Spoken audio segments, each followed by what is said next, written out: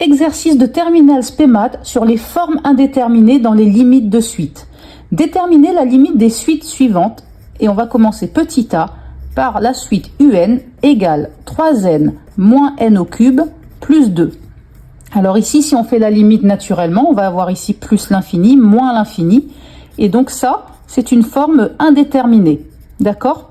Donc, on va lever l'indéterminé en factorisant ma suite un par son terme de plus haut degré qui est ici n au cube. Donc, je mets n au cube en facteur et dans ma parenthèse, eh bien, je divise tous mes termes par n au cube. Ça va me donner 3n sur n au cube, moins n au cube sur n au cube, ça fait 1, plus 2 sur n au cube. Et donc, ça va me faire n au cube, facteur de, ici, si je barre un n en haut et un n en bas, il me reste 3 sur n au carré, moins 1, plus 2 sur n au cube. Et maintenant, je peux faire les limites. Donc, je vais commencer par la limite de n au cube lorsque n tend vers plus l'infini. C'est égal à plus l'infini. Et je vais faire la limite de la parenthèse. Donc, 3 sur n carré moins 1 plus 2 sur n au cube lorsque n tend vers plus l'infini. Cette limite-là, elle est très simple à avoir, puisque ici, on va avoir 3 sur l'infini, ça va me faire 0, moins 1, plus 2 sur l'infini, ça me fait 0, et donc c'est égal à moins 1. Et maintenant, je recolle les deux morceaux. Ici, j'ai un produit, donc j'écris par un produit.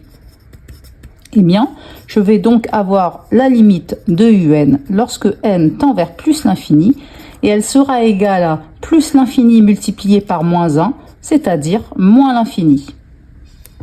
Question B, j'ai la suite Vn qui est donnée par n-5 sur 2n plus 4. Donc ici, j'ai encore une forme indéterminée, puisque je vais avoir l'infini sur l'infini.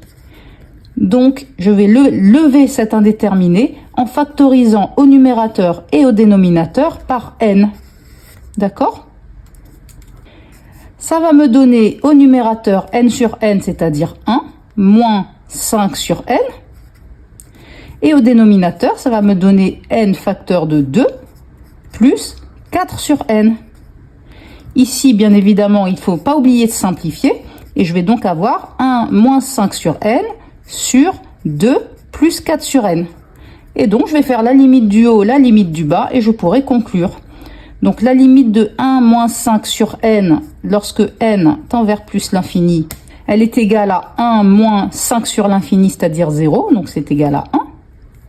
Et la limite de 2 plus 4 sur n, lorsque n tend vers plus l'infini, elle est égale à 2, plus 4 sur l'infini, c'est-à-dire 0, c'est donc égal à 2.